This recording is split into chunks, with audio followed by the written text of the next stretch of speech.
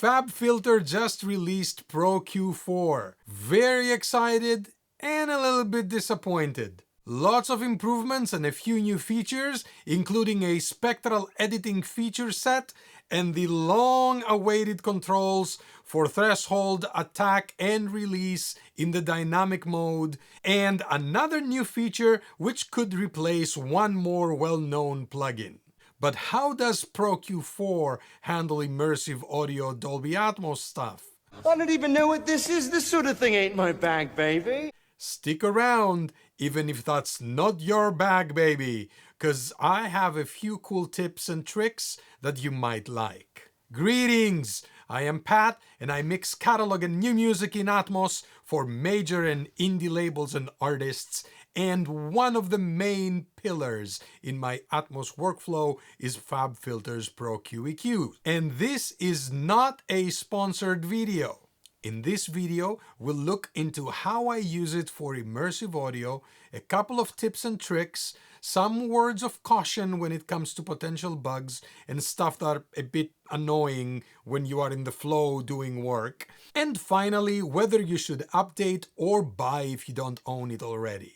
Let's dive in. So here's our little Atmos mix. Let's take a quick look at what's going on here. Here are all our Pro-Q4s. You see them right here. And we also have a Pro-Q4 on the master. Let's take a look at the interface.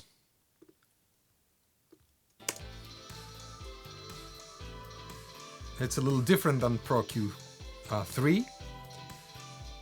Very, very cool thing. Let me stop the music so it doesn't bother us. A really, really cool thing is, you see those little lines? Look, this is really, really cool. For bells, when we go over this way, that's a shelf. And when we go, this is really, really cool too. When you were clicking here, you had no idea where to go, really, you know, to get a high pass. So now it shows you. See, that's a shelf, that's a high pass. So here's the type of curve that you can do. Bell. There you go. Cut and boost. Let's see, how do I do a... Oh, look. When you go a little lower than this, the bell becomes a high pass. Can we do a notch? Yes. So when we go lower, this is a notch. This is great. Another really, really cool is, let's say we have some bands here. I don't know if you know this. We have the 3 bands, okay, and we need to change something in a band. Usually we would select these to go from one band to the other, right? But you can do that here as well with this little guy. So see, now those are nicely highlighted. So if you're doing some, quick work on those bands, you can do that here without needing to go back to the interface up here, right? So if you have a lot of them, this works really, really good. So let's go and add some EQ. This is our kick. I'd like to get a little bit...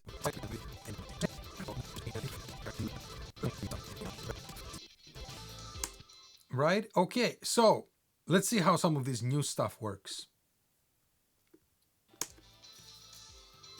See back here, you have this tab.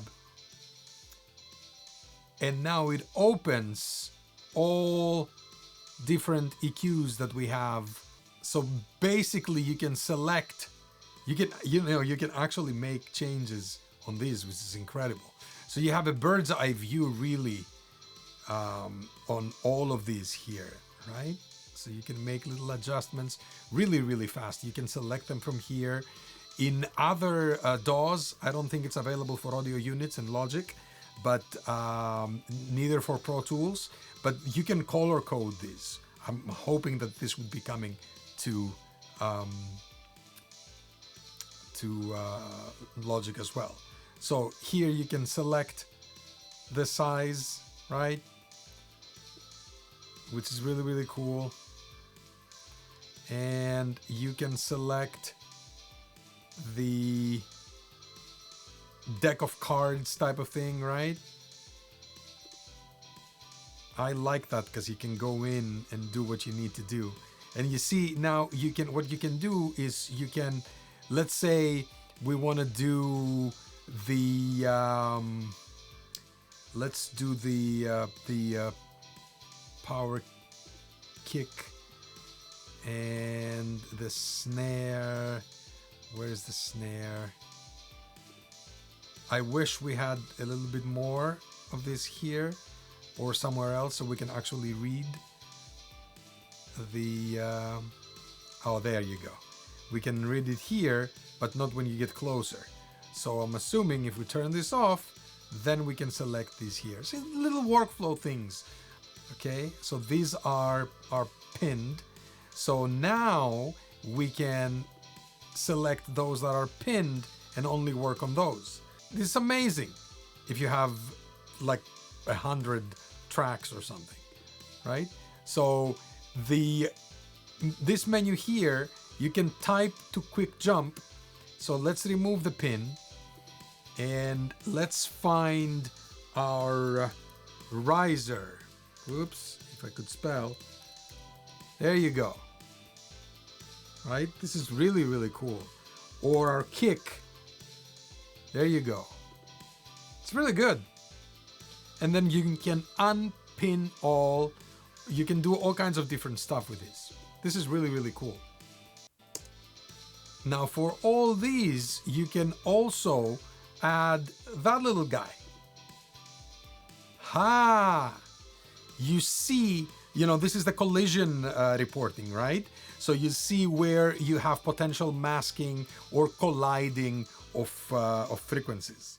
Now, one of the biggies was the spectral dynamics. Let's say now that we had some resonances here that we needed to work with and get them out.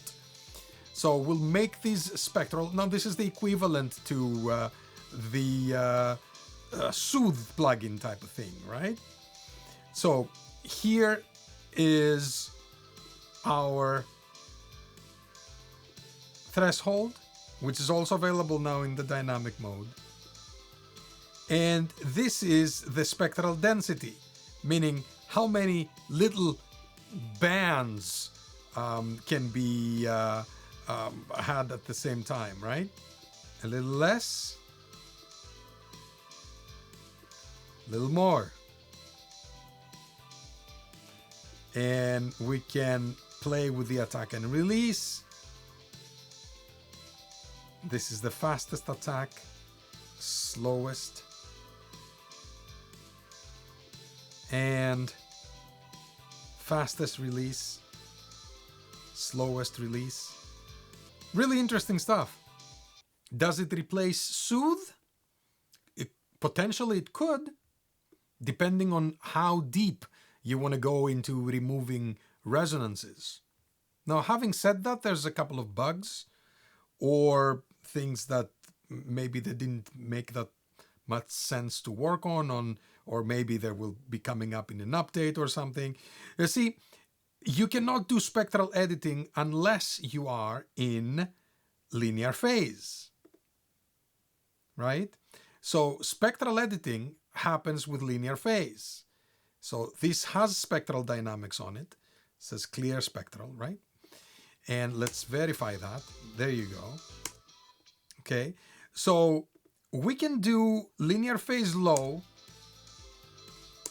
depending on computer power and, you know, all that nice stuff.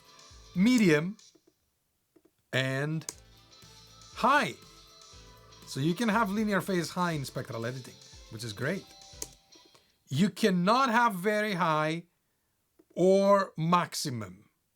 Okay, you get this little guy here that says you cannot combine linear phase processing at very high or maximum resolution with dynamic EQing, right? So you need to move that, let's move that down to high, right? But if I remove it, I can still have this. This is linear phase in high, but this guy here shows 0 latency, right? It should be either grayed out or not available or whatever, because you cannot really have another band that is, I mean, look, if you have this band here, now this is, okay, let's look at this one, right? We can clear the dynamics. This is a dynamic band, right? Let's clear the dynamics. Okay, so this says 0 latency, but it's not 0 latency. So this band also is at linear phase, right? Which is not really shown here, right? You can still choose all these. You can choose natural phase. Do I have natural phase here for this band? I have no idea. Probably not. This is, because it's spectral, it's probably only linear phase, right? So I wish there would be a way to, you know, not show any option that is not available, so we know where we're at. Now let's look at Pro-Q4 on the master, and this is an Atmos, this is an immersive master. You beautifully see all those left, center, right, you know, all your different channels, different speakers, right? Here's your master, right? It shows all the other instances that you have available. Let's treat the master a little bit, right? This is Atmos. So we're listening to the Apple renderer in binaural. Let's switch to the Dolby renderer. So now this is all our 712 mix, right? All our Dolby Atmos, okay? So what I want to do is, let's say I want to add a nice shelf for a little bit of brightness, let's say at around 10K, right? Like half a dB. I'm in the 3 dB mode, right? So here I cannot really see what I need to be doing. So switching to 3 dB, I have more space here to look at this, right? So I have this, right? Now, here's the beauty of the Pro-Q. When you click all these here, you have all these options, right? So these are all your speakers: center, left, right, left side surround, left rear surround, right rear surround, left top, right, and your LFE. Now you see, now this is selected all but the LFE, without the LFE, right? Which is usually what you want to do. So let's say that we wanted to select, I wanted only the center and the left right to have that beautiful shelf. You can see it here, right? You can select by clicking one and then the other. Either way you do it, it will select both, right? If you want only one, you can click only that one. You can do the same thing for the surrounds or the rear surrounds or the tops. Okay, so let's do some treatment, and this will help you actually be in spec with the Dolby spec. Let's treat our LFE, right?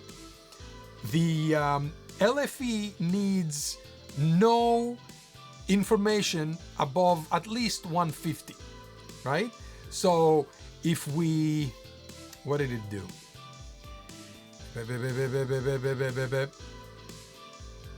So let's go down to 150, right? If you want to be more precise, you can double click in there and do 150. 12 dB per octave is fine.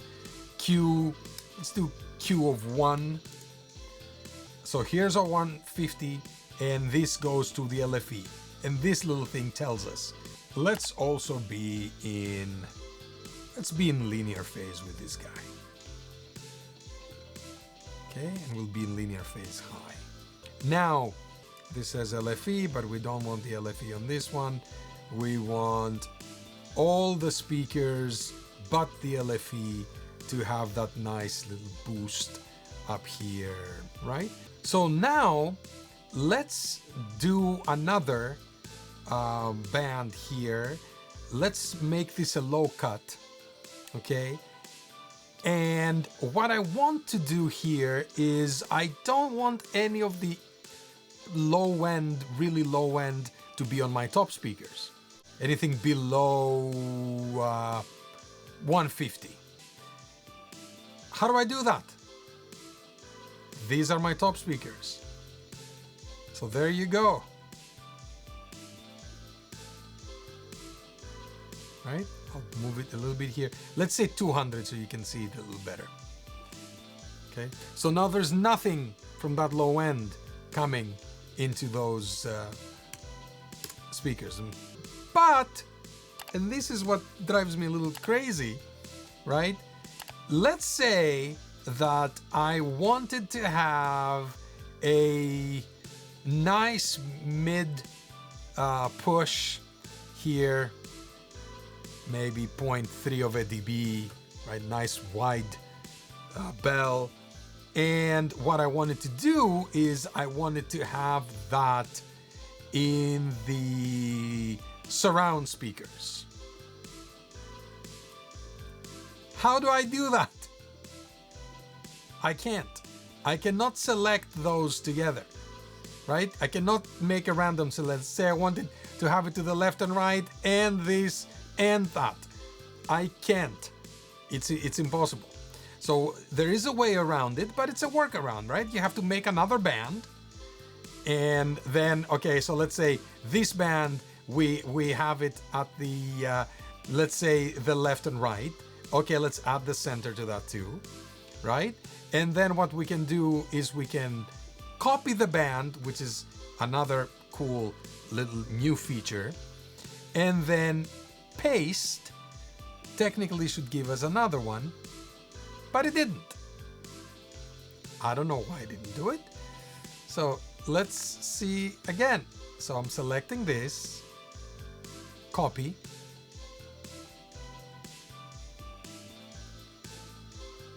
paste. Is it somewhere here?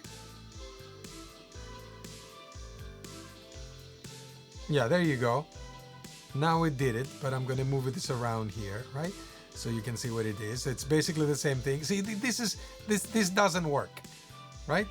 You can reach them through this, right? Okay, one of them is red, the other one is purple, but right. So this is left, center, right, and the purple. Let's just do it left side surround, and then we could make another one of these, right? Paste. Did it do it? It didn't do it. Now let's copy, and then we'll paste again. Did it do it? Nope. See, it has weird things like that. Now I lost my other band as well, which is so weird. So anyways, I'll make another band here. See, there are these little bugs that drive me crazy. But anyways, so here's the third one, right? So let's say that we have all these guys, and here's the red one, left, center, right. This is the, let's do left surround, and let's do left side surrounds, okay? And you can see them here if you actually zoom in, right? One is on top of the other, but that's how it is. I wish there were a different way to do this, right? So it can be doing us a little favor to speed up our workflows. And here's another very, very cool feature that might replace an additional plugin. It's a saturation option. Let's hear it.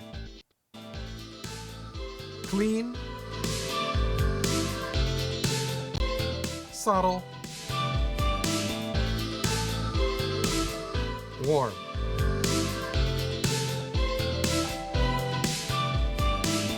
Clean, subtle, warm. Which I think is a second order harmonic, an even harmonic there, like a tube type of thing. Now I wish you could apply those settings per band. Maybe then that would be a good reason to replace that other plugin. But anyways, for Immersive and Dolby Atmos, there really haven't been any changes, improvements, new features added, and so on. So if you were going to be updating for new improved Atmos features, Sorry. I have updated because of all the other improvements and additions that will definitely speed up my workflow and add a few sound options in there as well. Also, there was an audio polish from what I heard through the grapevine, mainly more clarity and less distortion overall in the plugin. So that is a plus. For Pro-Q5 now, maybe the kind folks at FabFilter will add a split function of transient and tonal to maybe, just maybe, make me consider at least replacing yet another plugin. I love that plugin, by the way, but let me know in the comments if you know which one I'm talking about. And for us immersive folk, let us group different channels together per band, please, and or anything new that we haven't thought about yet. And while they are working on it, here are 10 of my favorite Atmos plugins.